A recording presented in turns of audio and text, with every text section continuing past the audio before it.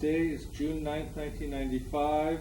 Survivor is Jose Hochner, Hochner. The interviewer is Anna Hughes, Hughes. The city is Miami Beach in the Miami, Florida District, USA. The language will be Spanish. This will be roll number 1. Today's date is June 9th, 1995. My name is Anna Hughes, Hughes. We are interviewing Mr. Jose Hochner, Hochner, in Miami Beach, Florida, in the United States, and the language will be Spanish. Hoy es junio 9 de 1995. Mi nombre es Anna Hughes. Estamos entrevistando al señor Jose Hochner, Hochner, en Miami Beach, Florida, en los Estados Unidos, y el lenguaje de la entrevista será español.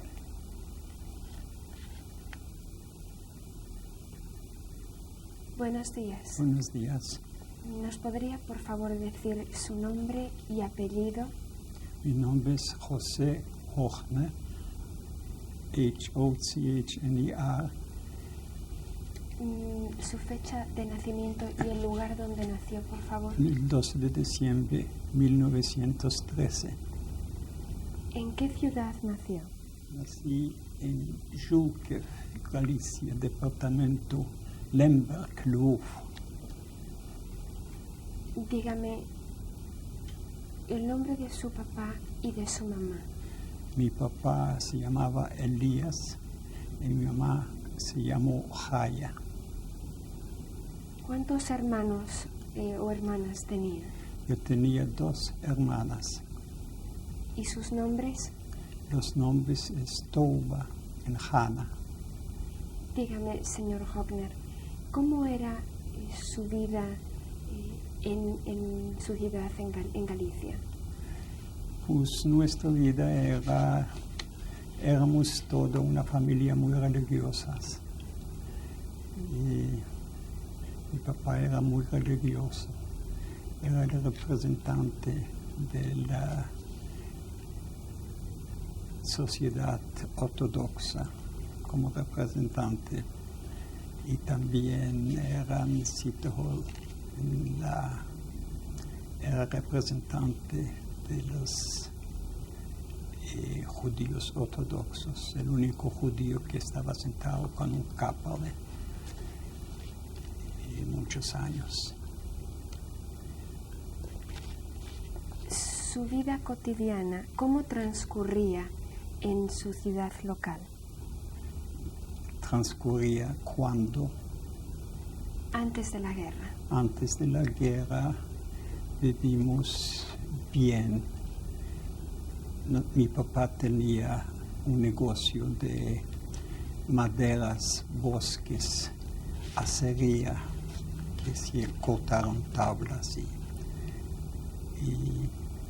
los hijos trabajaban con el papá. Inclusive mi papá construyó una casa grande y él siempre soñó que todos los niños van a vivir bajo un mismo techo. Dígame, señor Hochner, ¿cuál era la relación que existía con los vecinos de ustedes? ¿Eran judíos o de qué otras religiones vivían cerca de ustedes alrededor? Alrededor la mayoría judíos, porque siempre había un gran antisemitismo, como los ucranianos y los polacos, y demostraron en la época de la guerra. Así que siempre estuvimos en compañía con judíos.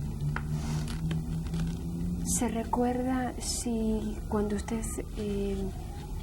asistía a la sinagoga o asistía a la escuela, sentía algún antisemitismo por parte de la gente que no era judía? Siempre había antisemitismo y siempre un judío no podía entrar a la universidad como estudiar, como abogado, como médico.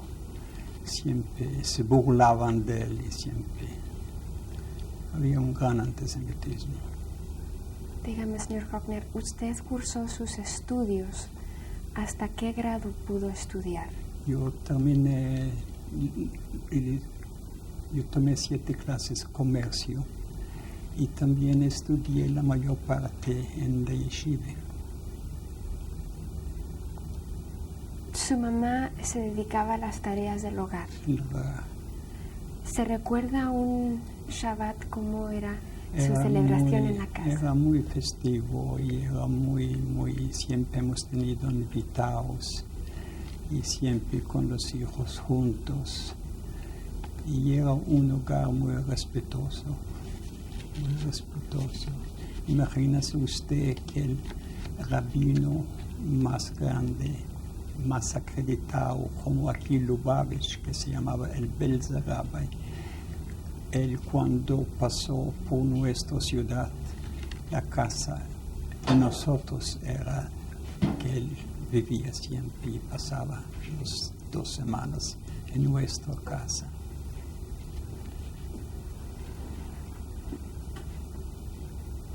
¿Cuál era el lenguaje que se hablaba en su casa? Se hablaba Yiddish. Siempre se hablaba Yiddish. Dígame, la amistad que que su familia tenía con el señor, con el rabino de la ciudad. Háblenos un poco de esa amistad. Esta amistad es el rabino, vivía no lejos de nosotros. Y él tenía una hija de la misma edad que mi hermana, y eran como 2 hermanas. Cada sábado por la noche, mi hermana fue a dormir allá a la casa del rabino. Y una noche, otro sábado, vino la hija del rabino a la casa de nosotros. Y éramos muy amigos. Y siempre el Pesach, cuando terminamos, fuimos todavía al rabino para acompañarlo allá al Seder y todo. Así que éramos muy amigos con el rabino. Dígame, señor Hochner, ¿cuándo usted y su familia empezaron a darse cuenta de que había algún peligro hacia sus vidas? ¿En qué año, si se recuerda? Y de nuestras vidas nadie soñaba que va a pasar, nadie soñaba. Inclusive cuando entraron los alemanes, ellos entraron unos días y después ellos tenían un convenio con los rusos. Así que ellos se retiraron de nuestra ciudad y los rusos se quedaron varios meses con nosotros hasta que estalló la guerra entre los alemanes y los rusos. Y mientras tanto, cuando los rusos estuvieron en nuestra ciudad, siempre nacionalizaron a los ricos, quitaron todos los negocios grandes, vaciaron los almacenes, nacionalizaron los bancos. Y varios meses estuvimos con los rusos. Esperamos que tal vez va a tocar trabajar, no vamos a tener negocios, pero para unas cosas tan terribles nadie nunca soñaba. Dígame, señor Hochner, ¿se recuerda del año en que entraron los rusos? Los rusos entraron, era en el año 39 cuando estalló la guerra. Entonces los alemanes estuvieron como 2-3 semanas y los alemanes se retiraron y llegaron los rusos. En el año 39. Y demoró hasta junio 41, cuando estalló la guerra entre Rusia y Alemania.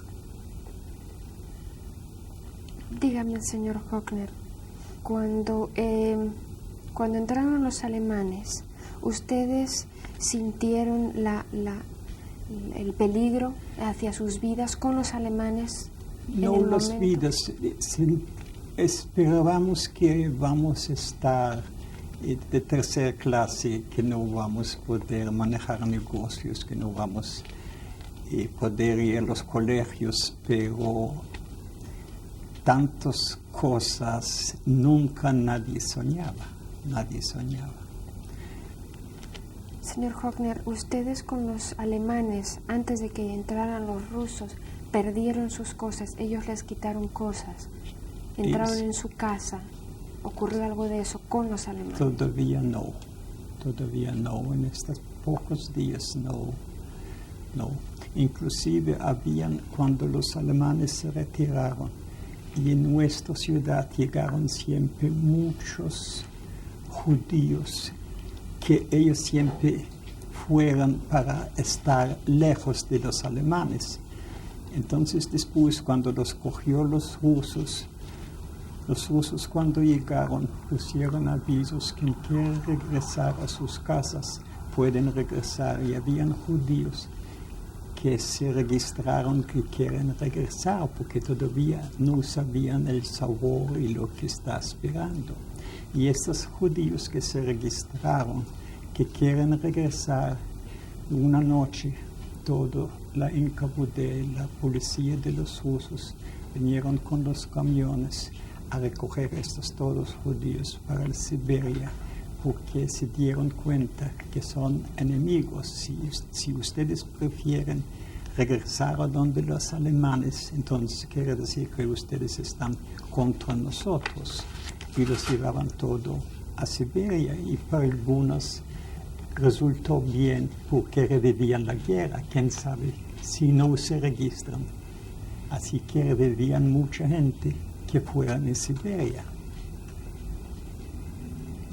Señor Hockner, una vez que llegaron los rusos a su ciudad, ¿qué ocurrió con su familia, con su casa? ¿Qué fue lo que ocurrió? Cuando llegaron los rusos y yo me quedé, nacionalizaron todos los bosques y los negocios que hemos tenido. Y yo trabajé como un especialista de maderas a donde ellos. Claro, estaba con un sueldo minimal, pero yo me quedé trabajando allá con ellos. ¿Les quitaron ellos propiedades suyas? Sí, nacionalizaron los negocios y bancos y todo lo que es grande, que se llama capitalista, y ya nacionalizaban y quitaron todo. Dígame, señor Hockner, ¿qué pasó con su papá, con su mamá, con sus hermanas? ¿Pudieron quedarse a vivir en la casa mientras tanto? Sí. ¿Cuándo se formó el gueto? El gueto se formó el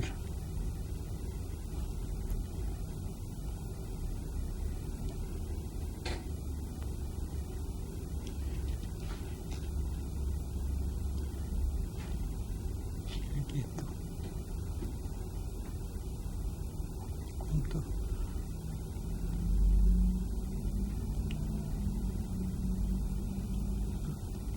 El gueto se formó en diciembre 42. Desde el 39 hasta el 42, ¿cómo eran las condiciones en las que su familia, sus hermanas, su mamá, su papá vivían? En esos años en los que estuvo la ocupación de los Mi rusos. papá se murió, el único que se murió, no lo mataron, era cuando entraron los rusos. Entonces mi papá se murió. ¿Tuvo algún accidente? Y tenía una enfermedad y no había médicos y no había medicina. Entonces él se murió. Y mi mamá y mis hermanos vivimos juntos en la casa. Y los negocios nacionalizaron y nos quitaron todo. ¿Cómo hacían para comer, para encontrar comida? Era difícil, era muy difícil. Uno tenía que estar en el turno a donde vendieron el pan. Usted tenía derecho de comprar 1 kilo o 2 kilos, depende cómo es grande de la familia. Usted tenía cupones para comprar el pan. Usted tenía en invierno de estar en el turno. Y muchas veces hasta que llegó ya a la ventana contestaron que se acabó, ya no hay. Mientras estuvieron sin entrar en el gueto, ¿pensaron de alguna manera de irse del país? No pensamos irse porque no había posibilidad de irse afuera del país. No había posibilidad. Tal vez de escaparse. No.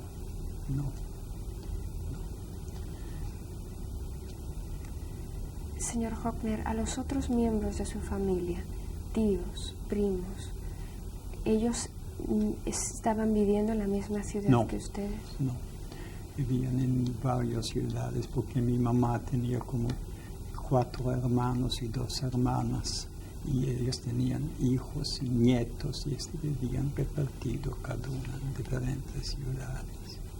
Mientras estuvieron sin entrar en el gueto, ¿tuvieron dificultad de conseguir tal vez medicinas o algo? ¿Se enfermaron? ¿Hubo alguna situación grave para su familia? Pues cuando vivimos todavía en la zona que no era gueto, pero siempre sufrimos mucho cuando usted habla de los alemanes.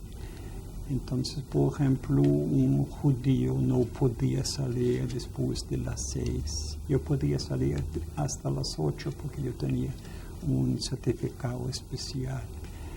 Y había una calle muy lujosa donde vivían los abogados, los médicos, gente ricos. Esta calle ordenaron desocupar todo, tenían que dejar los muebles y la instalación y todo tenía que salirse de esta calle, todo lo que es judío.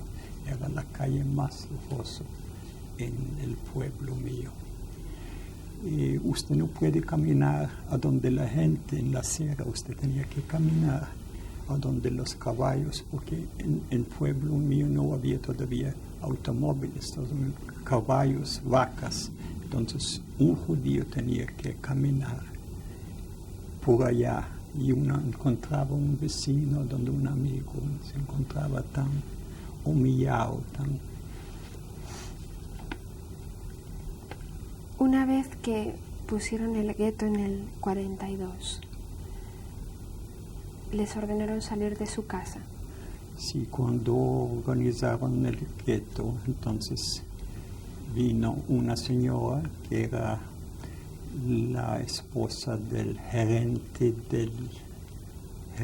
de impuestos nacionales con un ucraniano, con un policía, y nos dieron 3 horas para desocupar la casa y uno podía llevarse solamente lo que tenía. Entonces al frente de mi casa era la casa de 4 apartamentos. Al frente de mi casa era un almacén cerrado ya, que los rusos todavía lo quitaron todo. En este almacén lo vendieron carne, pescado. Entonces nos acomodamos en este almacén, sin ventanas, solamente había puerta. Yo tenía que ir a conseguir unas tablas para hacer una camita para los 3 para dormir allá. Y al frente estaba allá la señora mirando de las ventanas de mi apartamento y nosotros en este almacén. La señora era la esposa del gerente para el que usted trabajaba. No, era la esposa del gerente de la administración de impuestos. Usted mientras tanto seguía trabajando. Yo seguía para trabajando los rusos. a mi puesto, e inclusive en esta casa donde vivía esta señora, atrás eran los depósitos y las maderas, todo, y yo me fui siempre al frente a trabajar. Una vez que los echaron de la casa y se mudaron al edificio de enfrente, ¿qué fue lo que sucedió después? ¿Cuánto tiempo permanecieron ahí? Pues después era para el año 42 que entramos al gueto.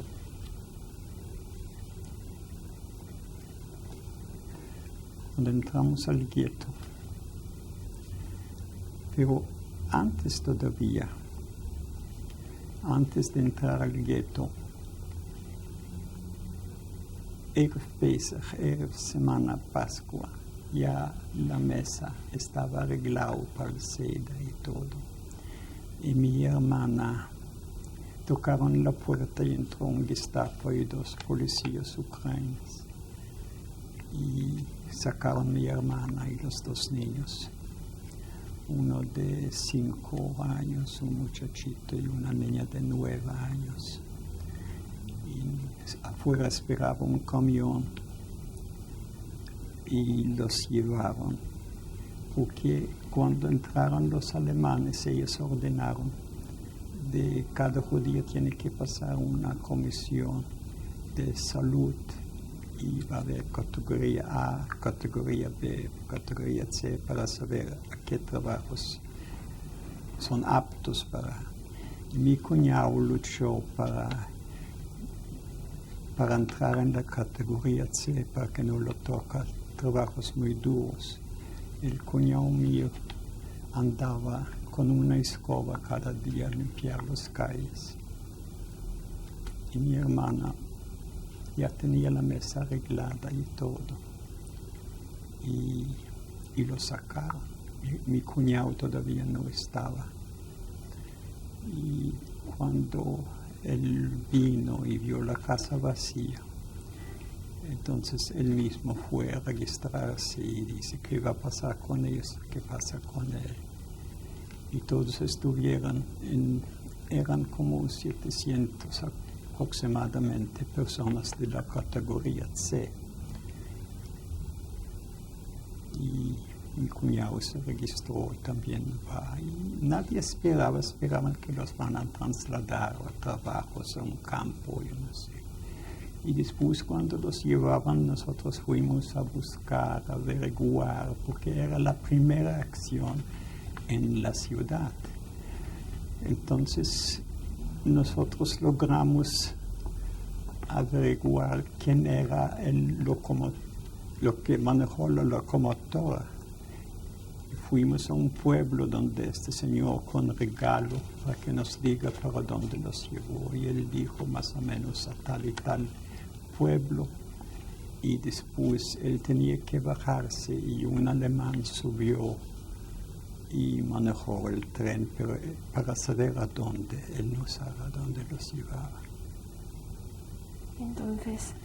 Entonces para mí era el golpe tan grave. Yo estuve enamorado en estos 2 niños y Erev Pesach, Marina, es el Pesach lo que nosotros pasamos en esta época.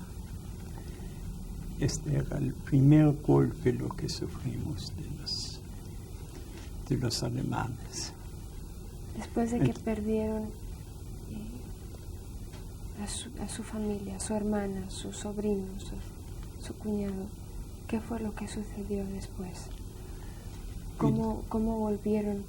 Y después se empezaron acciones, después de esta acción, nosotros llamamos acción cuando llevaban gente. Después resultó otra acción que sacaron 2.500 personas. Los tenían cerca al ferrocarril y esperando 2 días en el invierno, en la nieve, sin comida, esperando para que vienen los trenes, porque llevaban a Auschwitz y a Treblinka y después esperaban para que regresan y otra vez cargar con gente. Entonces esta era la segunda acción de 2.500 personas que se lo llevaban. Su otra hermana y su mamá. Mi otra hermana se quedó en el gueto. Y cuando mi mamá vio que cada vez hacen otra acción y no hay defensa y no hay chance, ella empezó a hablar conmigo que tú es el único que tiene chance de revivir porque puedes salir a dormir, porque yo tenía derecho hasta las 9 de la noche salir y los otros judíos hasta las 6. Y yo no acepté qué va a pasar con ustedes, va a pasar conmigo. Dice, pero usted, si usted podría ayudar en algo, yo entiendo, usted no puede ayudar si va a venir el Gestapo. Nos van a llevar a nosotros y van a llevar a ustedes. Y yo quiero que alguien reviva de la familia.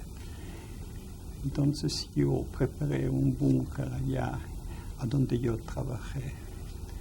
Y yo cada noche me despedí de mi mamá, de mi hermano. Y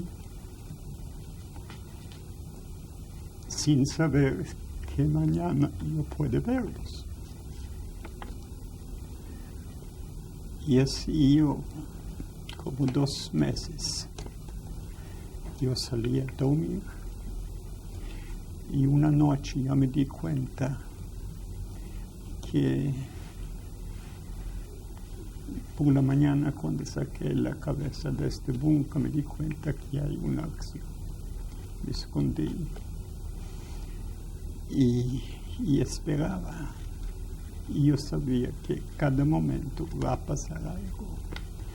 Y así estuve 2,5 días en este búnker. El otro día por la mañana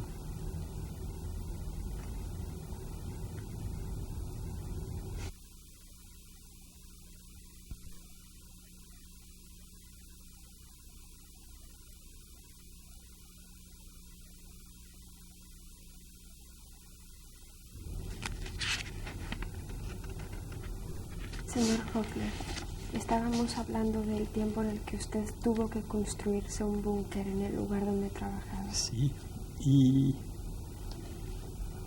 para mí era muy, muy difícil la despedida cada noche. Usted se despide con la mamá y con la hermana sin saber que el otro día lo va a ver. Y lo mismo para ellos. Pero ellos tenían mucha razón porque yo era incapaz de ayudarlos. Ellos no podrían pasar la calle porque los matan ahí mismo. Entonces yo con esta seña que yo tengo, yo tenía derecho de salir y estuve escondido ya en este búnker hasta que y por la mañana yo vi que ya está tranquilo y yo me acerqué con mucho susto allá a este almacén. La puerta estaba abierta, nadie estaba allá, las paredes todas con sangre. Yo grité, yo lloré. Lo sacaron, no los encontré más. Era la última noche cuando yo me despedí. ¿Se recuerda de qué fecha fue esto? Este era más o menos en noviembre o en diciembre 42.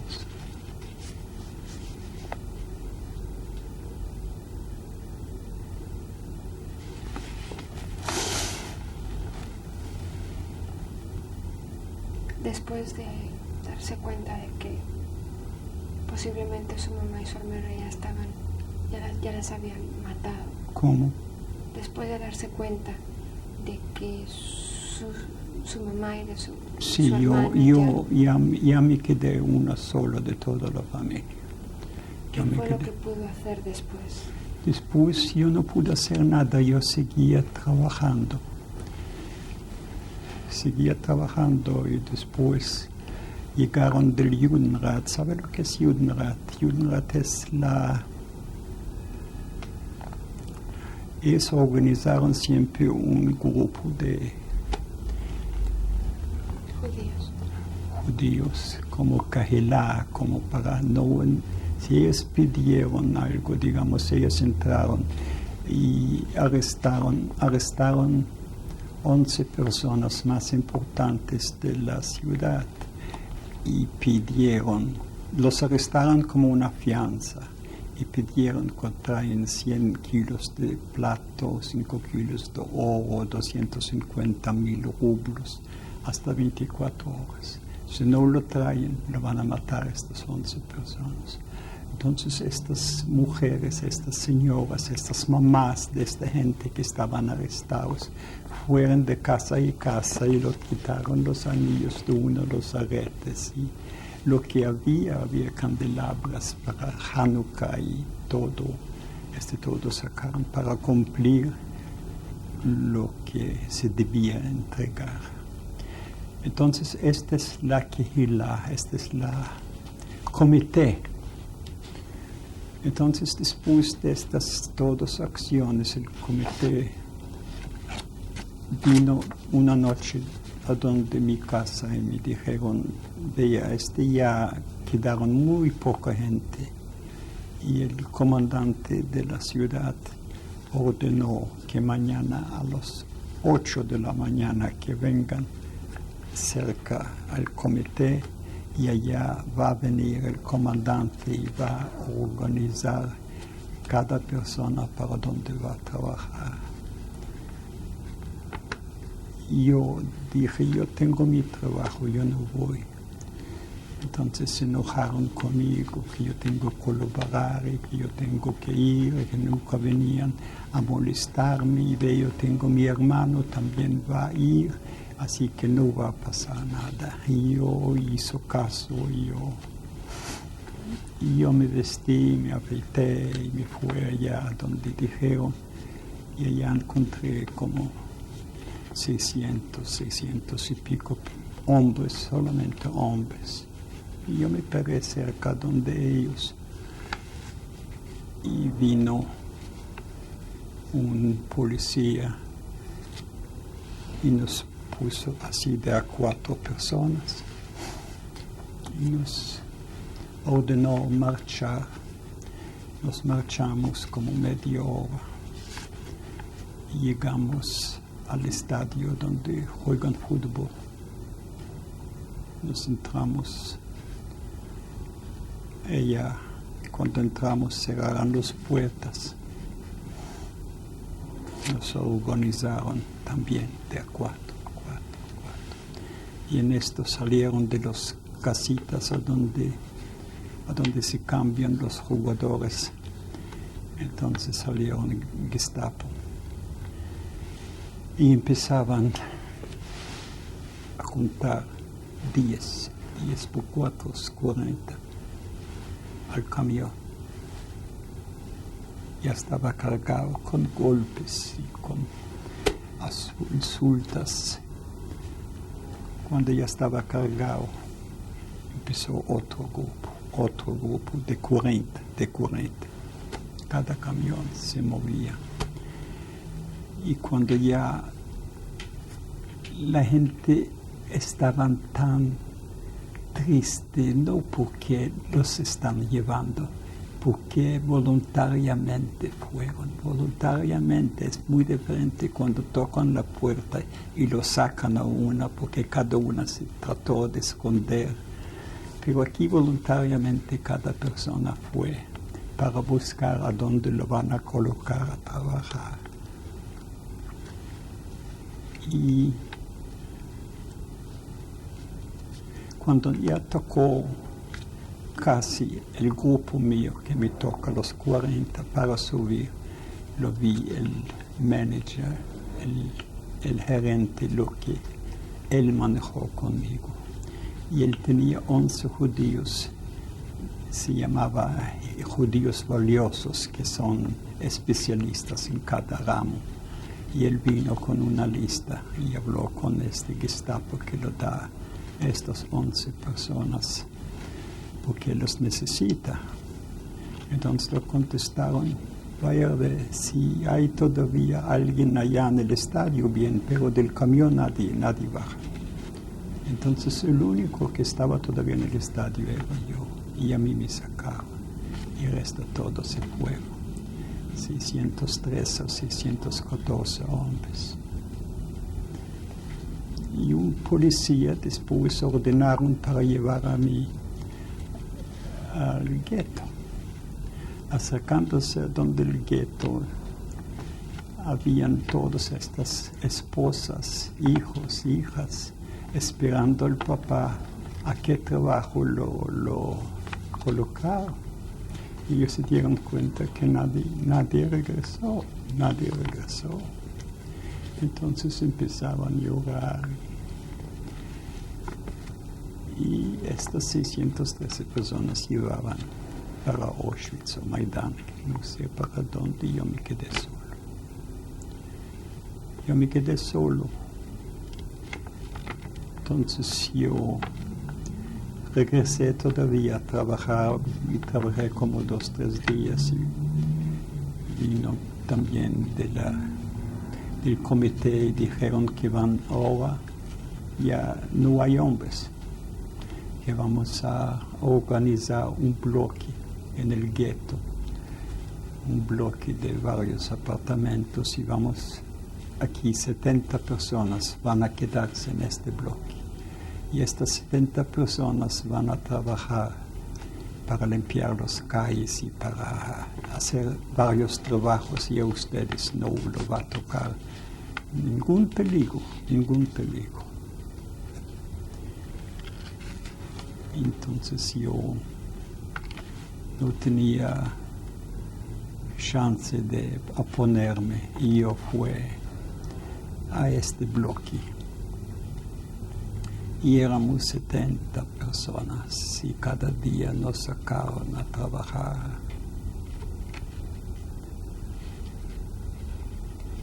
¿Cuántas personas había en su pueblo judías? En mi pueblo permanente había 5,000, pero con el alrededor, digamos, folclore de Coral Gables, contando estos todos pueblecitos alrededor, habían 7,500 y quedaron 74.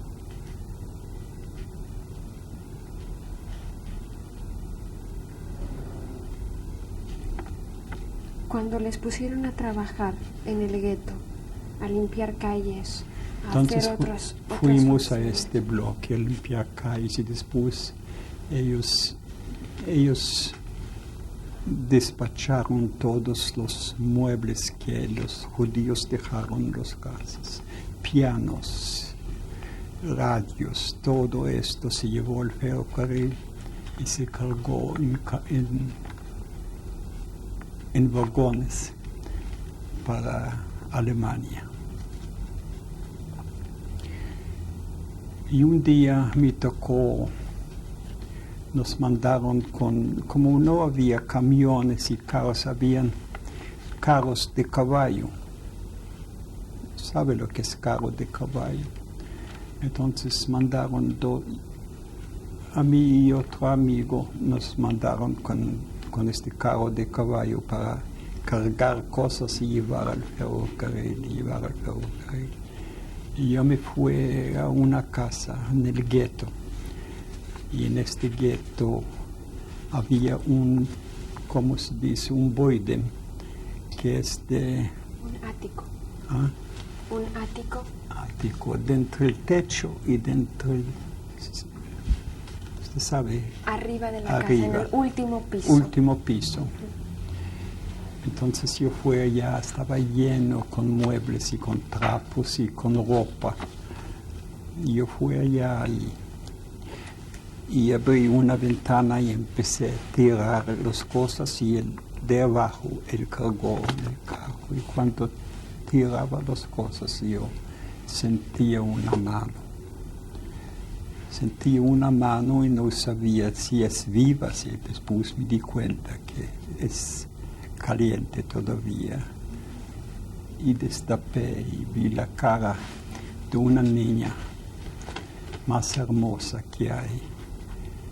Y la hermana de ella vivía en nuestra casa. Entonces ella me dijo, aquí debe estar toda mi familia, vaya a buscar, yo estoy aquí 5 días escondida. Vaya a buscar a ver si encuentra mi familia. Y yo andaba y cada rato tiraba una cosa para que no se dan cuenta abajo que yo Yo andaba por todo este borde y encontré una hermana de ella, no más, los restos los llevaba. Entonces ellos me pidieron, estamos sin agua tantos días. Yo dije, oh, yo no puedo, pero de noche yo los traigo agua. Que los presto unos pañuelos porque ellos quieren salir de noche. Y yo de noche, muy escondidito, llevé 2 litros de agua y los pañuelos que una señora me regaló. Y subí allá, los di el agua. Y ellos me dijeron que antes de la guerra todavía, que el papá de ella tenía un depósito, una bodega de paños finos muy grande por mayor. Y ellos hicieron un compromiso con un goy, un ucraniano, que le regalan todo este almacén, que cuando ya no se puede vivir en el gueto para que él los esconde. Y estas 2 mujeres le di el agua y ellos se fueron a donde este goy. Yo los ayudé a salir del gueto escondidamente y se fueron. Y yo me fui al bloque a trabajar. Yo estuve pendiente si no traen muertos porque era muy peligroso ya. De noche, a las 9 de la noche, ya no había judíos y no podían. Y ellos llegaron a donde este goy. Y un día regresando del trabajo por la noche, me dice el celador, que él siempre se quedó un celador cuidando el bloque. Me dice, aquí está una carta que una señora lo dejó. Yo vi esta carta y fui arriba, entré al baño y abrí la carta, leí. Entonces era la carta de esas 2 mujeres, que este Ucrania no los quiere tener, que sabe que los está echando, que por favor, si usted puede ayudarnos y que organizarnos allí en este bloque, y vamos también a trabajar en este bloque. Que esta señora va a venir el miércoles, va a venir por la contestación a las 7:30. Yo preparé una carta, una contestación, y el miércoles yo lo entregué. La contestación era que no es plan venir allá, porque yo también estoy cada día pensando de volarme de este bloque, porque este bloque ya no va a durar mucho, porque más o menos el trabajo se está trabajando. Entonces yo también pienso salirme. Pero si ustedes quieren, háblense con este señor suyo, lo que está. Si él acepta que yo venga allá para unos días y de allá vamos juntos, porque yo también tengo un goy preparado y vamos juntos, porque él nos permite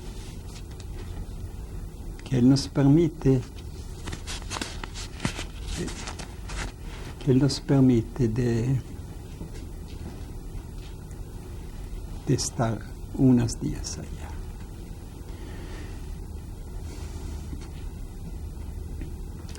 Y esta señora aceptó.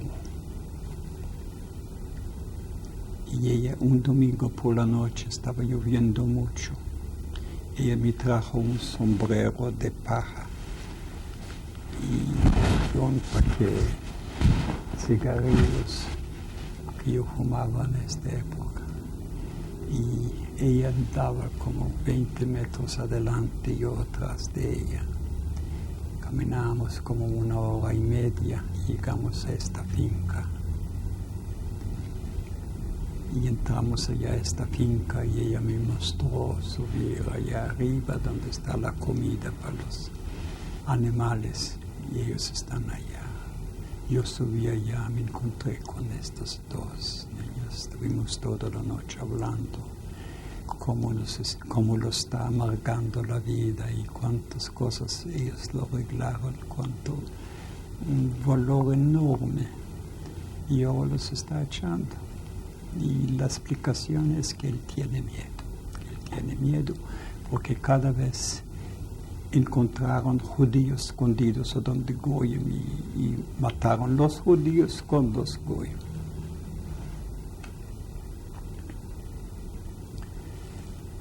Entonces el otro día una de ellos dijo que yo quiero hablar con el Señor y el Señor vino. El Señor era un empleado del City Hall. Y yo empecé a hablar, le dije, vea, yo tengo unas monedas de oro que valen mucho en el día.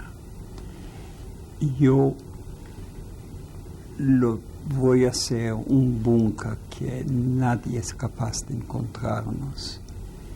Y porque no ensaya a tener los tres nosotros un tiempito. Y después, si no va a gustar, yo voy con ellos, un amigo mío. Y yo lo convencí. Inclusive él vino cuando estaba listo el búnker, él no lo encontró. Yo dije, usted va a buscar y no va a encontrar. No encontró el búnker, era muy bien hecho. Entonces todos tres entramos allá en este búnker. Era tan oscuro que no era diferencia si usted tenía ojos abiertos o cerrados. Usted no podía hablar nada con voz, solamente porque había una pared que pasaba mucha gente allá por la calle. Sin lavarse, sin bañarse, sin ver lo que uno come, podría entrar moscos y todo. No hay luz. Y uno estaba satisfecho y ojalá que no molesta y ojalá que nos deja en estas condiciones. Y estuvimos allá y después el Señor vino cada vez con un periódico mostrar de allá los rusos perdieron. Ustedes están esperando los comunistas. Los rusos ya perdieron tantos aviones y tantos camiones y tantos tanques y tanta gente y hoy o mañana los alemanes van a ganar la guerra. ¿Y yo qué voy a hacer con ustedes? ¿Qué voy a hacer yo con ustedes? Y yo dije, bueno, yo no quiero molestar. Si usted quiere, tengo dos propuestas. Tengo una propuesta que yo tengo una cosa escondida donde yo vivía y voy a lograr a sacarlo y lo regalo a usted todo. O nosotros vamos, pero sepa usted, si nosotros vamos y si nos encuentran en la calle, tenemos que decir, nos van a pegar y van a decir a dónde estuvieron, nosotros tenemos que venir a mostrar a dónde estuvimos. Y él tenía mucho miedo. Entonces, sí, como yo le dije que yo lo voy a regalar, usted quiere que lo sacamos esto, no lo sacamos esto, no tiene importancia.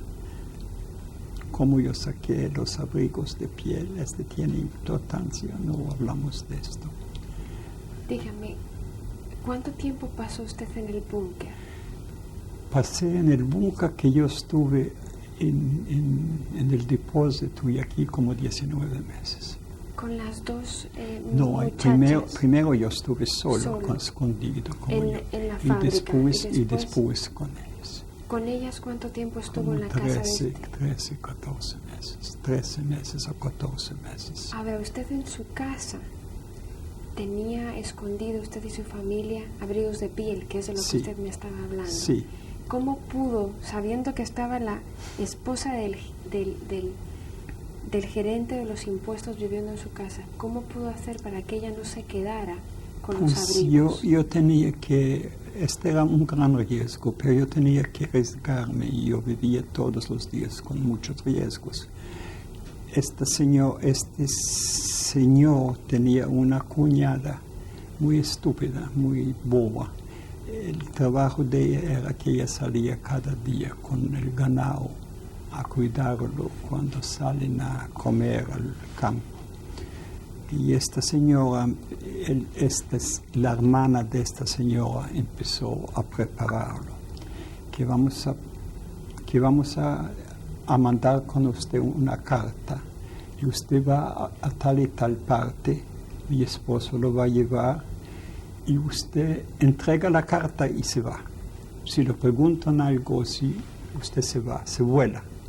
Y él esperaba afuera y así era. Y yo la carta lo escribí que yo soy José Horna. Usted a mí me echó de mi apartamento. Yo fui al frente a vivir en este almacén. Vivimos en el gueto. Y después yo me comuniqué con un grupo de partisanas. Partisanas van a saber lo que es, o hay que dar un grupo de guerrilleros, o hay que... Guerrilleros o partisanos, sí. Sí, y nosotros estamos en un bosque, y nosotros estamos sufriendo hambre. Yo pido de usted, cuando usted me echó, yo tenía escondido en mi casa, en tal pieza, en tal hogar, en tal distancia de esto y esto, usted va a encontrar una tabla que se mueve, allá va a entrar usted, y allá usted encuentra tapado con tierra una caja grandísima con pieles, abrigos de piel, porque mi papá también en verano no se podía cortar bosques porque había una ley: cuando el árbol está vivo no se puede tumbar, solamente en invierno, cuando está muerto, cuando ya está desnudo, sin hojas, sin nada. Entonces nosotros hemos tenido plata en verano porque no se podía cortar. Entonces compramos pieles porque los pieles en verano eran baratos. Entonces, y así una ganaba. Yo le explicaba que allá hay 22 pieles que valen mucha plata. Para su trabajo, lo regalo a usted un abrigo. Y 21, lo que esta señora dejó los costales, ¿sabe lo que es costal? Lo que dejó los costales, por favor, de empacarlo.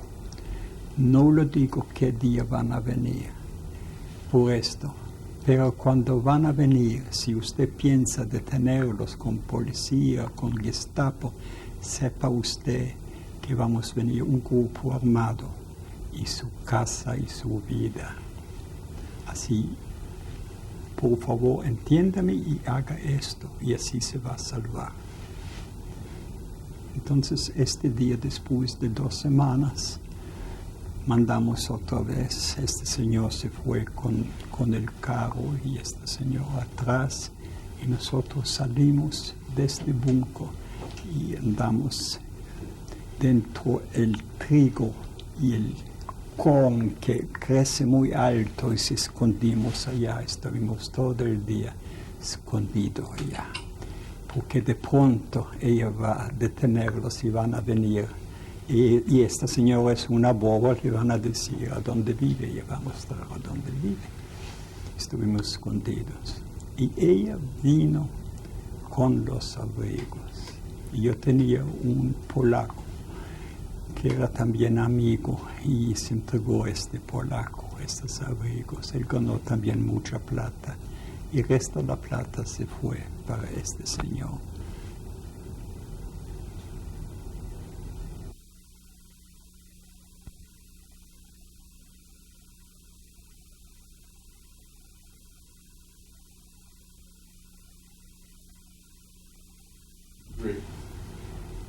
Señor Hockner, ¿qué año es en el que estamos hablando de que usted pidió las pieles para que este hombre les permitiera seguir viviendo escondidos en el búnker?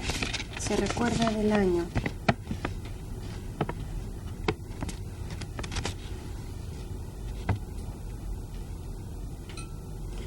Este ya podía ser fines 43. Dígame, señor Hockner, usted ha comentado la gran amistad que tenía con el rabino de la ciudad. Sí. ¿Me puede hablar de qué le ocurrió al rabino y a su familia? Sí.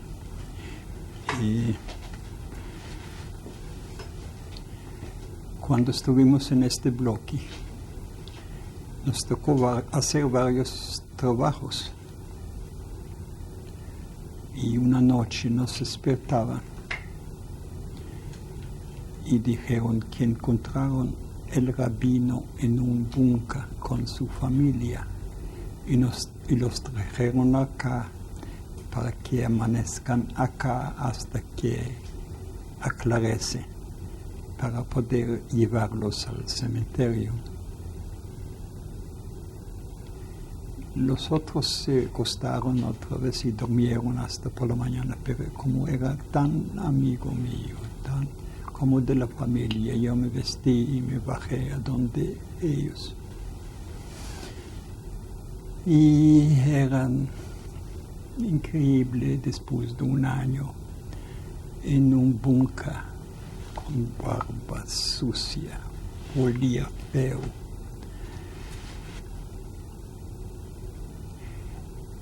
Y este rabino tenía una hija que era muy íntima amiga de mi hermana. Y en el año 39, principio del año 39, vino un hermano del rabino de Jerusalén y se enamoró en la hija del hermano y se casó. Y 2-3 meses antes de la guerra se montaron en un barco. Mi hermano sufrió mucho y ella dijo, ella va a tener que ir también porque ella sin ella no puede vivir. Y esta hija se fue y después se quedó 2 nueras, una hija más joven, nietos. Y yo me acerqué a donde ellos y los dije, yo le voy a hablar toda la verdad, como un amigo.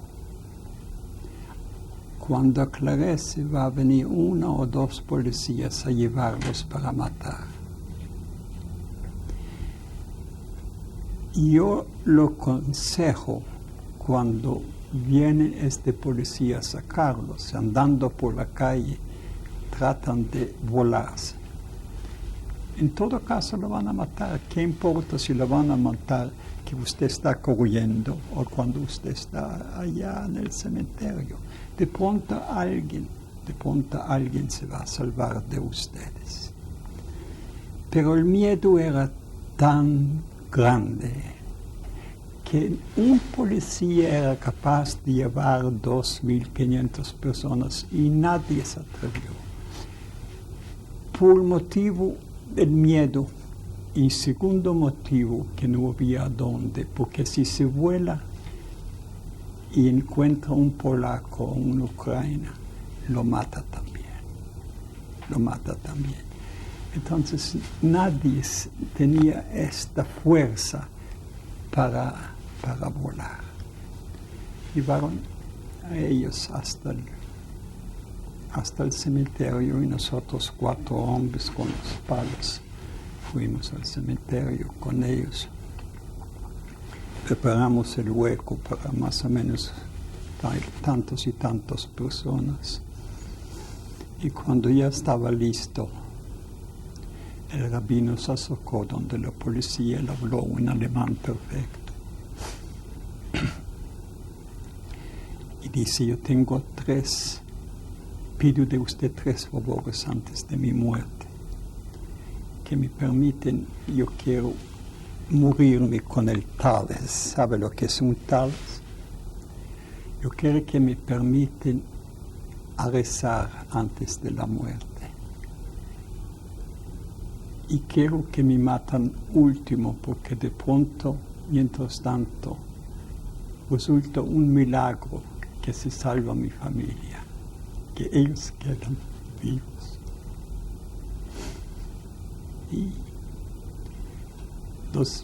Y después se acercó donde mí y me dice, Yosal, me llamó Yosal y me dice, tú vas a revivir la guerra.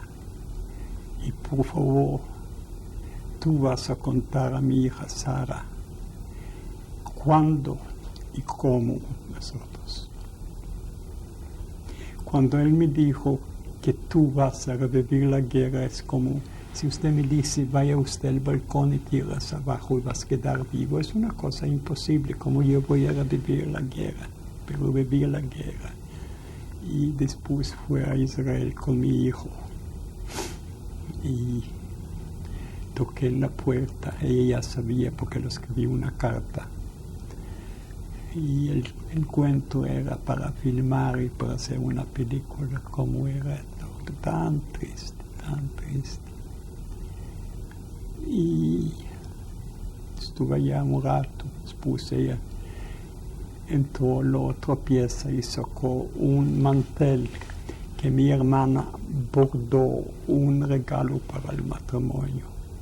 Dice, un regalo ni por millones yo lo vendo, pero yo quiero que usted se quede con un recuerdo de su hermana. Me regaló este mantel. Esta era la historia de el rabino. Pero no terminamos. ¿Qué faltó para terminar? Una vez,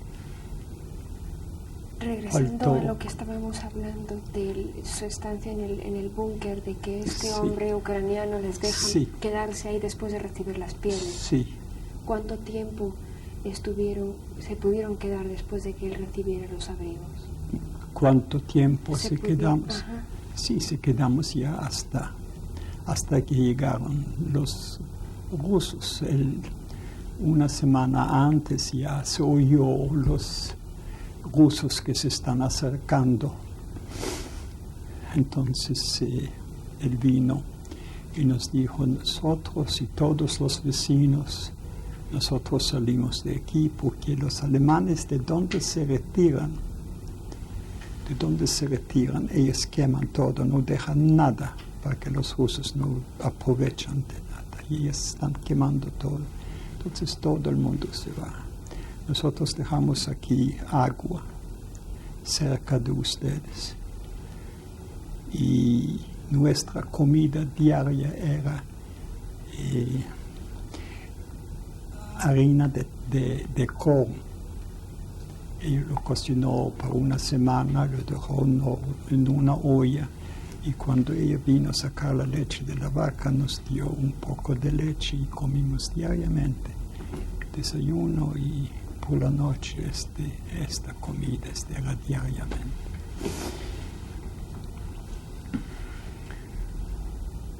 Entonces yo le pedí el favor que usted como habla que están quemando todo y aquí es tan flamable todo donde estamos, porque no nos abren el otro lado un huequito. De pronto nos toca volar rápidamente y es difícil de un hueco. Entonces él nos subió un hueco, se tapó con una lámina con hierba y a la última noche ellos se fueron, estuvimos solos en esta zona. Y una noche, viernes por la noche, como a las 10:30, 11, nadie podía caminar por la calle, solamente ejército. Oímos que están abriendo la puertecita y están caminando. Como yo no tenía confianza con este señor entonces yo esperaba que él de pronto va a mandar en este momento, cuando no hay vecinos y nadie se da cuenta, para matarnos. Y yo decidí abrir este hueco, destaparlo y volarse. Cuando salimos de este hueco y empezamos a caminar, no podemos caminar, fuimos como los cuatro, porque sin movimiento las piernas, nosotros estuvimos o sentados o acostados, porque uno no podía parar, entonces no funcionaba. Llegamos frente a un vecino, y me di cuenta que este vecino no está y que hay un candado encima de la puerta. Yo dije, yo voy a arrancar esto y vamos a entrar aquí. Y arranqué esta puerta y entramos a esta casita. Y yo sentí que yo puedo hablar, puedo mirar luz de día. Me bajé abajo, como se llama, un bocín. Allá había marmolada y frutas y cosas que ellos tenían. Y yo, tanto tiempo sin comer de estas cosas. Y cada vez cayeron bombas y la casa bailaba así, era una casita, pero a mí no me daba miedo de esto. Para nosotros este era un paraíso, estos pocos días que me puedo hablar, y dormí en una cama. Y estuvimos allá unos días. Y después yo escuché que ya hablan ruso. Y tocaron la puerta y vinieron 3 rusos con los carabinos para llevarnos. Ustedes son espías. Nosotros somos espías. Nosotros sufrimos mucho aquí. Camino lo muestro donde estuvimos escondidos y nos mataron toda la familia. La suerte era que vino un teniente, un judío, y nos dejó. Y yo esperaba unos días, 2 días, y vino después el dueño a donde yo estuve. Yo me acerqué a donde él para despedirme y él me dijo, por favor, deme su palabra de honor, que no lo cuenta nadie, que yo lo escondí, porque a mí me da mucha pena que yo escondí judíos. Y él, cuando yo estuve escondido, si él supiera dónde usted está, él viene a donde usted lo mata. Tan antisemita era. Pero él se vendió por la plata, número 1. Y número 2, por miedo, si nos suelta, entonces vamos a contar a dónde estuvimos. Una vez que los rusos les liberan, ¿usted sigue con las 2 muchachas? Cuando se van a la casita y los rusos llegan, ¿usted continúa con las 2 muchachas? Después fuimos allá, no fue a la casa mía, porque la casa mía tenía mucha tristeza para entrar a mi casa. Yo no entré a la casa, entré a otra casa vacía. Ellos vivían en un apartamento, yo vivía en otro apartamento. Hasta que, lo voy a contar después, la terminación, porque me retiré de ellos. ¿Qué más estamos? ¿Usted estuvo en algún campo de refugiados después de la guerra?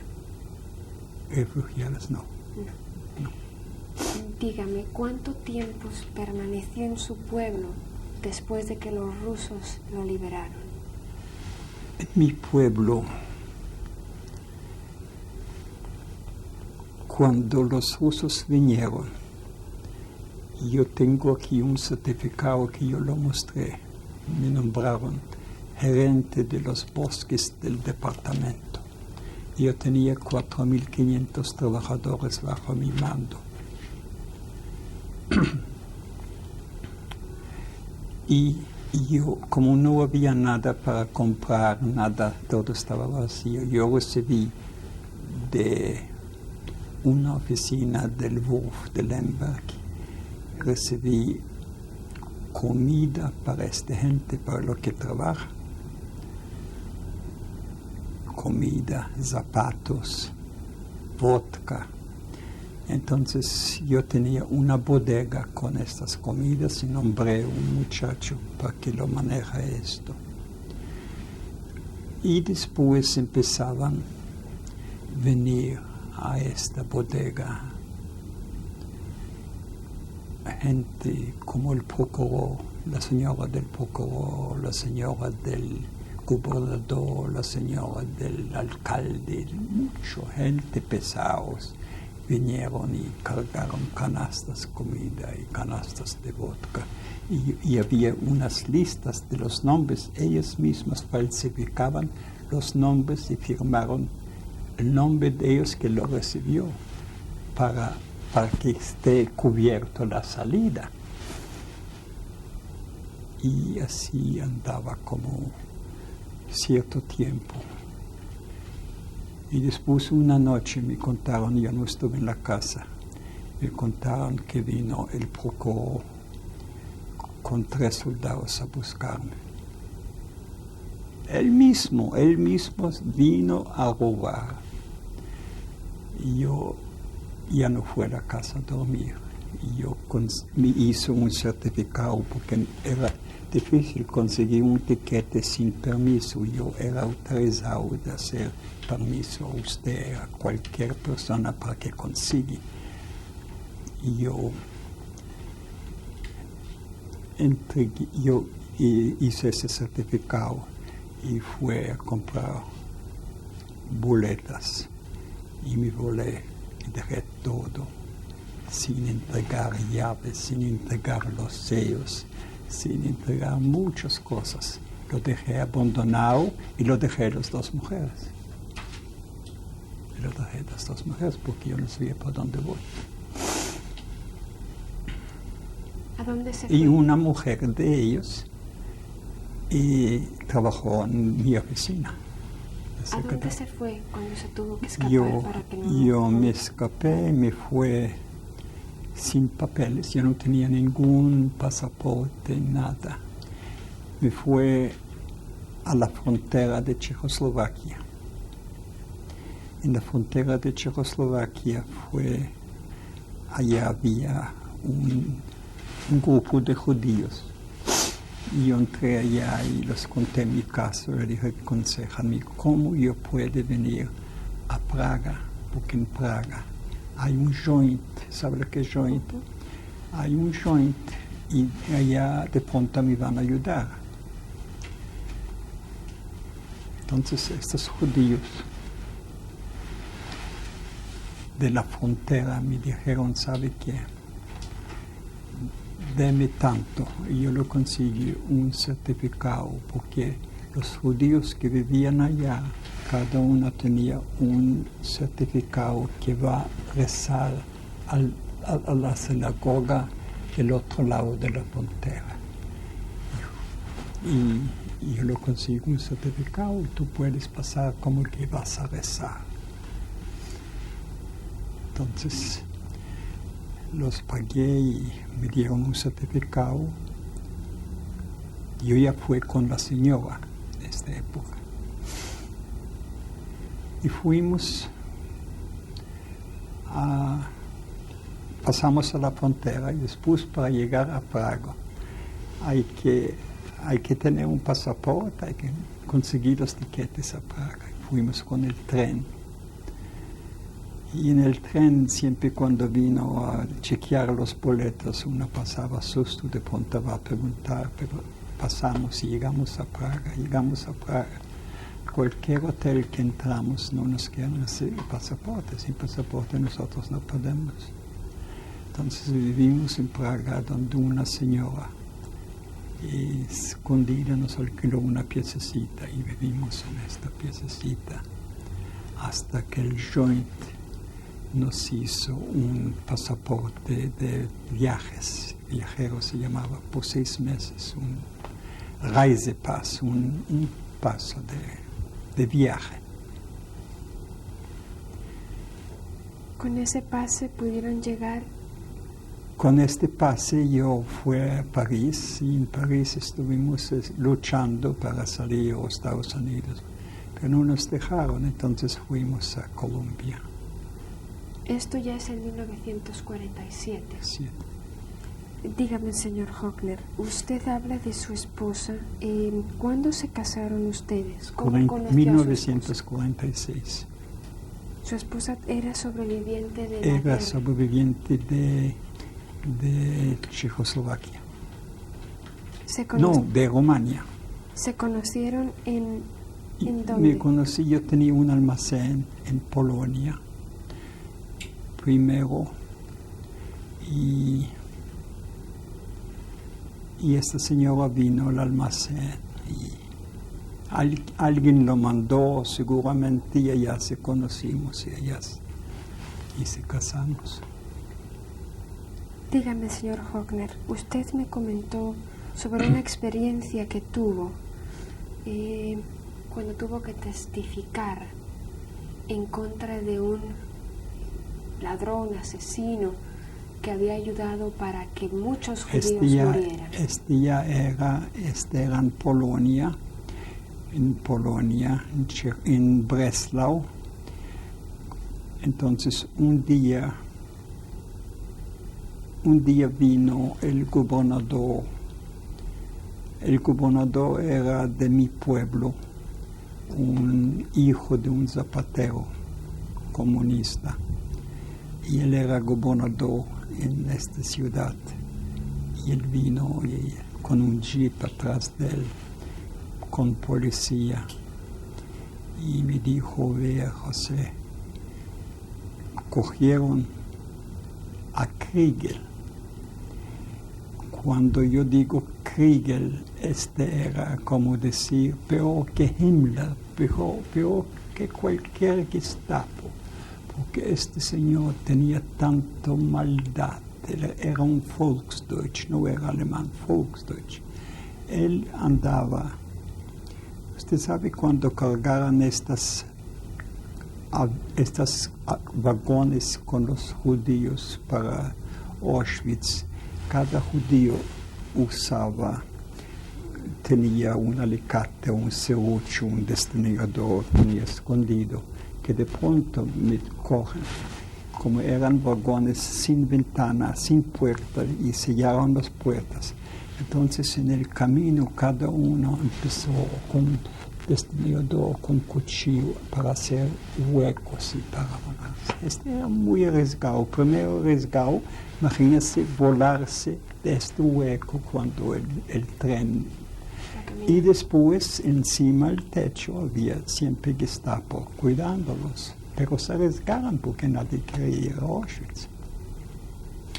Este bandido, este Kriegel, ya sabía cuando pasan estos trenes y él esperaba allá, a donde brincaban, y él los cogió. Si quedaba vivo después de brincar, él hizo con el negocio que no tiene que pagar tanto, sino no tiene que ser plata, puede ser diamante, puede ser oro, pero si no, yo lo llevo. Si cayó y estaba muerto, trató de sacar los dientes, las coronas de oro, lo desnudó y empezó a buscar porque sabían que cada judío tiene algo escondido. Si un judío se retardó andando por la calle más tarde, el miedo no era de un alemán, el miedo era de Kriegel.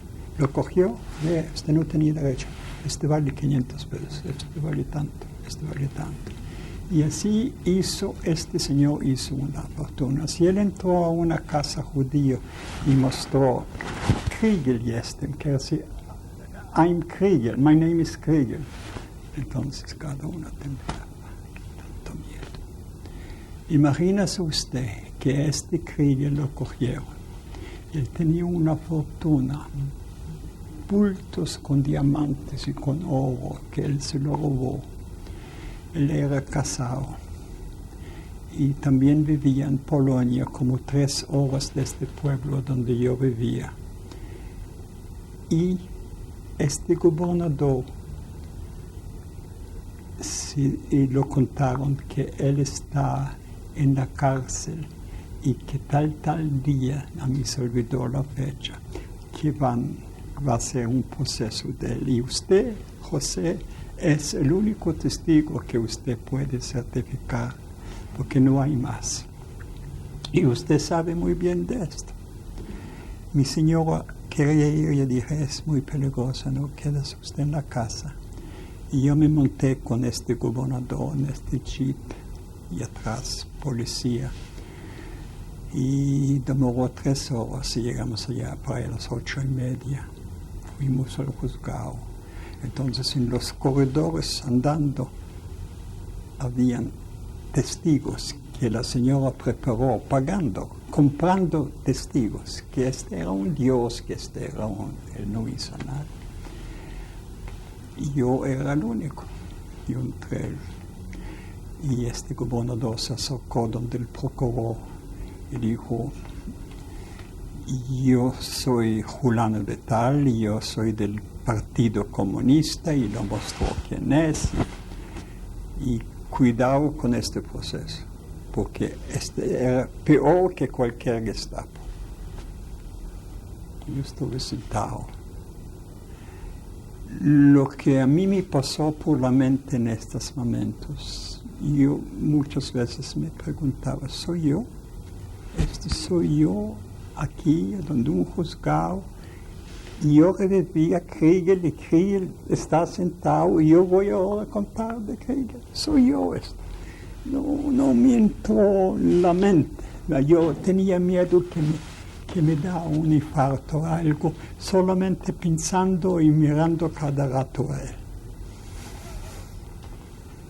Y después empezaban a llamar los testigos, y cada testigo habló. Y después último llamaron José Horna. Yo me acerqué y le dije, será muy chistoso después de tantos señores que hablaban y tantas mujeres que hablaban, que este es un ángel, que él no hizo nada, que no es culpable. Y vengo yo y voy a contar a usted cosas increíbles, lo que este señor hizo. ¿Por qué me van a creer? ¿Por qué no van a creer los demás lo que hablaban? ¿Por qué a mí? Pero yo traje conmigo un libro de la primera semana cuando se terminó la guerra. Todavía Krieger no estaba en la cárcel. Todavía no sabían de Krieger. Y todavía no sabían si la van a encoger. Pero aquí están 3 páginas. Página 43, 44, 45. Aquí escriben de Krieger, quién es Krieger. Y puedo leer estas 3 páginas y yo no tengo nada para hablar a ustedes. Entonces leo estas páginas y el otro día lo colgaron.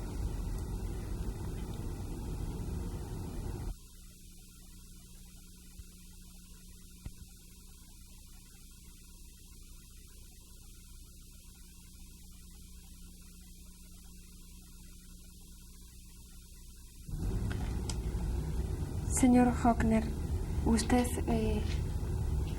me estaba contando de cómo, siendo el único testigo, puso a este hombre a que lo colgaran para matarlo por todos los crímenes que había hecho. Sí.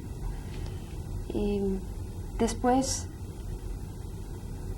de este juicio, usted se va a Checoslovaquia y después de ahí consigue irse a París a conseguir la visa para intentar No, venir a Estados Unidos. este de Krieger era ya mucho más de la guerra. Este era ya, mucho después. Sí, ¿En qué año estamos hablando? Este podría ser en el año 48. 48.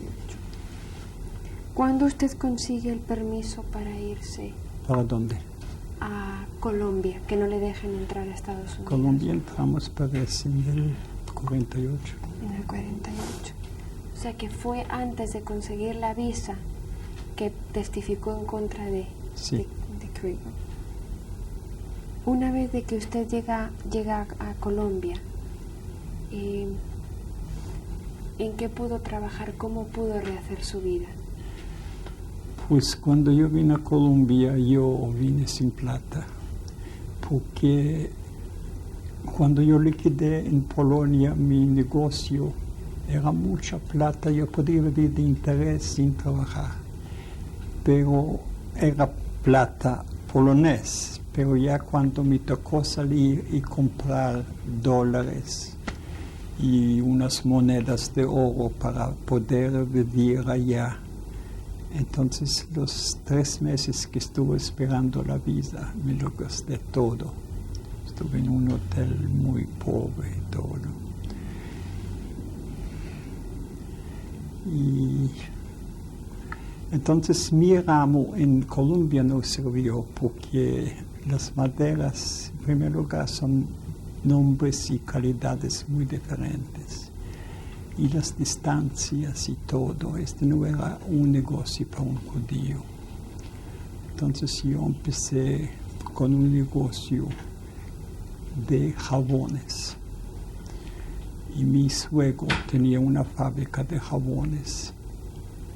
Y él más o menos me habló, y yo empecé a practicar y fue a otra ciudad para no hacer competencia a ellos. Y empecé con jabones. Yo empecé con unas 50 kilos producción de día. Y cuando yo salía de Colombia estuve con 20.000 kilos diario, muy acreditado y todo.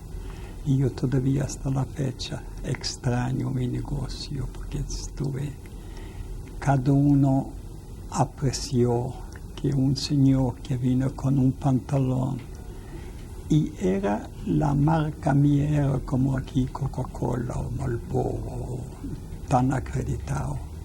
Pero por cierto, varias cosas de la familia me tocó mover y salí. ¿Cuántos hijos tiene usted? Yo tengo 3. Tengo 2 hijas y un hijo. ¿Cuántos nietos tiene? Tengo 8. Tengo 8 nietos. Dígame, señor Hockner, ¿cuál es su mensaje para sus nietos, para sus hijos, para las demás generaciones que vengan, ahora que se cumplen más de 50 años del final de la guerra? ¿Cuál es su mensaje para toda la gente que escuche su historia?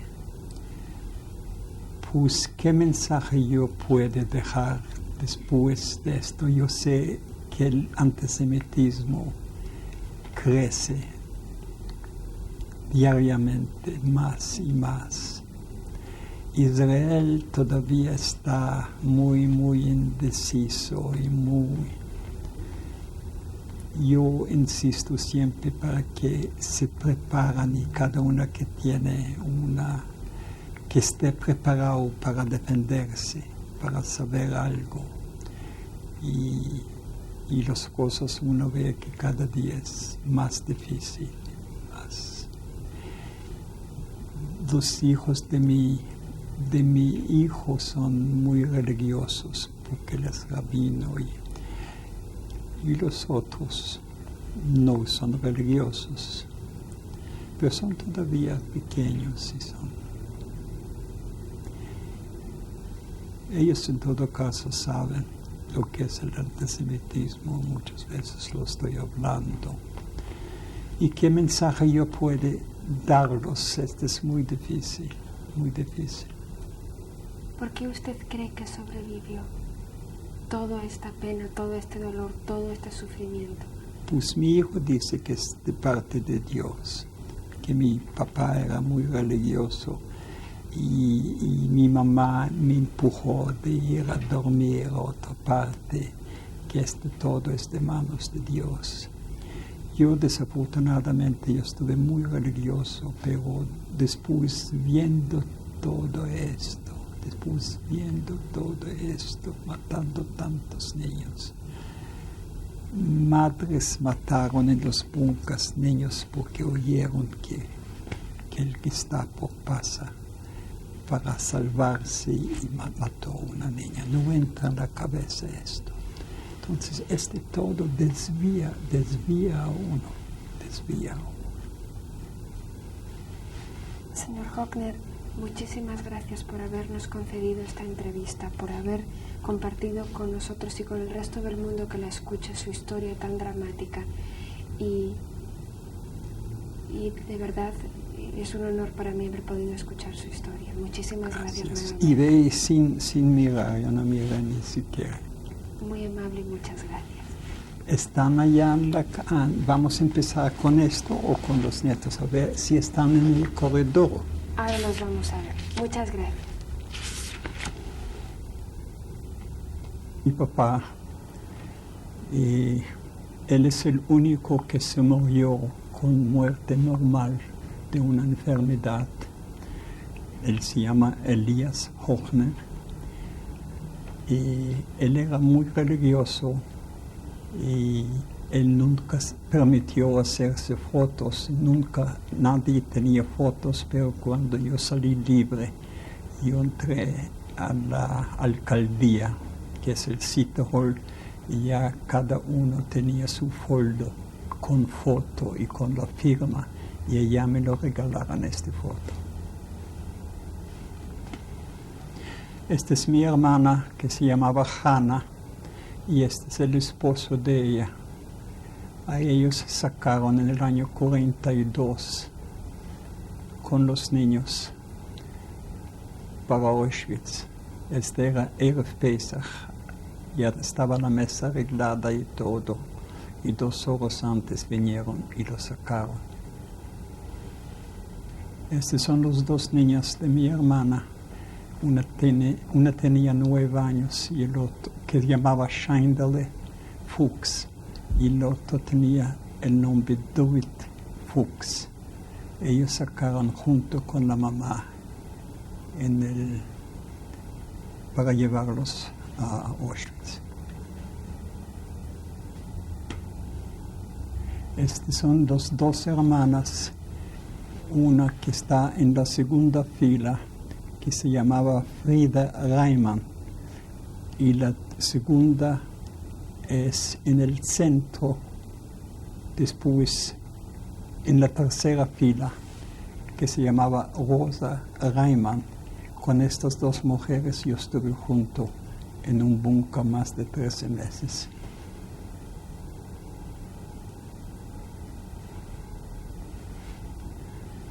Y cada judío debía usar una estrella de David con una banderola blanca. Mi seña era la V, que se llama Wehrmacht, que yo trabajé como un especialista de maderas. Entonces yo tenía ciertas que yo podía salir más tarde y podía salir del gueto. Don José, ¿cuándo le dieron este emblema? Este me lo dieron cuando yo empecé a trabajar con ellos en el año 41. Esta es mi casa donde yo nací, y esta casa estaba construida con 4 apartamentos porque mi papá siempre soñaba que todos los hijos van a venir bajo un solo techo. Y en esta casa, cuando el rabino Belzerebe pasó por nuestro pueblo, él vivía en esta casa a donde nosotros. ¿Esta foto fue tomada en qué año? Esta foto yo estuve con mis hijos en el año 1990. Pasamos a Auschwitz y a Varsovia Geta y a Rusia, y pasamos por mi pueblo porque mis hijos querían ver la casa a donde yo vivía.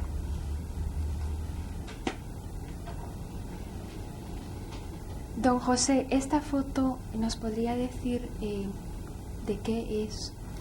Esta es la sinagoga que cuando estalló la guerra tenía 360 años. Hoy ya tiene más de 400 años. Cuando entraron los alemanes, ellos destruyeron por dentro todo, los torás todos, y tiraban allá a judíos y echaron gasolina encima de ellos y lo quemaron más de 40 personas. Y esta sinagoga es muy histórica porque este es de un rey Sobieski que él construyó esta sinagoga y nunca dejaron renovar afuera esta sinagoga, solamente por dentro, así por fuera tenía el color natural.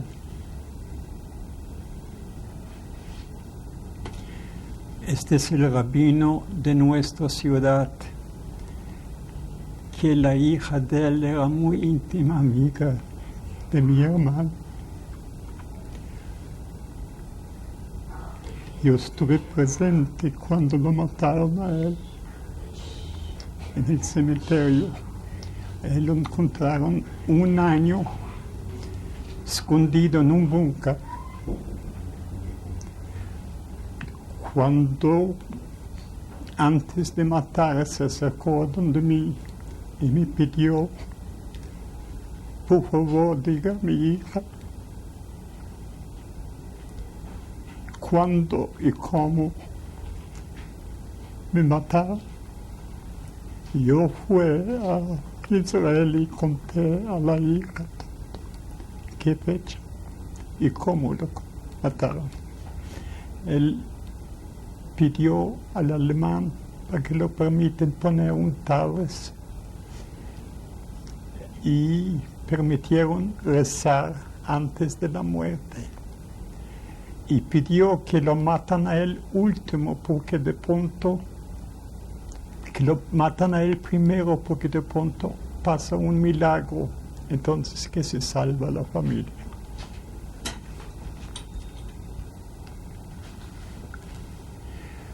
Este es un recorte de un periódico polonés 2 años después de la guerra, cuando cogieron un bandido más grande y tenía mucha gente bajo responsabilidad de él. Él mató gente, él fue al cementerio y sacó la gente para sacar los dientes, los corones de la boca. Don José, ¿cómo se llamaba este Él se llamaba señor Krieger, era un Volksdeutsch. En este artículo menciona que usted fue el último testigo. Y en este artículo, en la ciudad donde vivía en Polonia, se acercó el gobernador, que era judío, vecino de mi pueblo, y me dijo que él está arrestado y usted es el único testigo que puede hablar de él.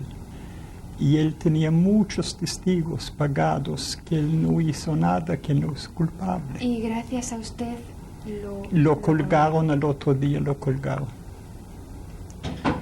Dígame, este es del libro que hicieron en Israel sobre el rabino, cuando yo estuve presente cuando lo mataron en el cementerio. Este es el libro que se llama Zaklada Żydów Żółkiewskich, que hizo un profesor un año después de la guerra. Y en este libro él está mostrando de los 7.500 judíos quedaron 74. Y en este libro también menciona de Kriegel, que me ayudó mucho cuando era testigo, para contar yo quién era Kriegel, y él tenía tantos testigos comprados. Entonces en este libro hay 3 páginas que contaba. Antes que lo cogieron a él, ya hablaban de Kriegel, y a mí me ayudó mucho para que lo matan. Don José, aquí tenemos a personas que se han reunido con usted. Díganos, ¿quiénes son? Son mis 2 hijas y un hijo. y mis nietos, mi yerno está acá. Esta es toda mi familia.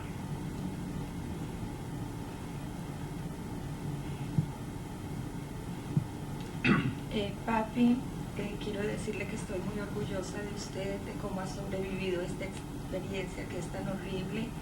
Y también quiero agradecerle por el viaje que nos llevó, fue muy significativo en mi vida, ir a ver dónde usted nació y estar tan cerca de su historia. Gracias. We'd like to say that through my father, we had a very, very personal understanding of what went on during the years of the Holocaust. Over the years, my father has shared many, many stories and experiences that he went through. And now we are very happy that he was able to share with so many other people his own personal experiences. And hopefully, as we all understand what went on through a society that apparently was so sophisticated and educated, and yet they were capable of so much hatred against humanity, that we should all learn not to stand by quietly when we see hatred and evil being done against other people. We're very proud of you, Father, that you were able to share with us and that you are here with us today to see your family continue. Gracias. Dad, we're proud to be here this moment. It's a very significant day, and I feel very privileged to have such a wonderful family and a father who has been through so much and has lived to tell and share with the world your life. We love you and we're very proud of you. I'd just like to say, Zeta, that I'm very proud that you're still here with us and we're sharing lots of good times together. And I just want to tell you that we should continue to do this. And I'm very happy that you decided to do this so we could all get together and you could talk about it and tell everybody what it was like during your time. I love you a lot. I love you, Zeta. We love you, Zeta. We love you, Zeta.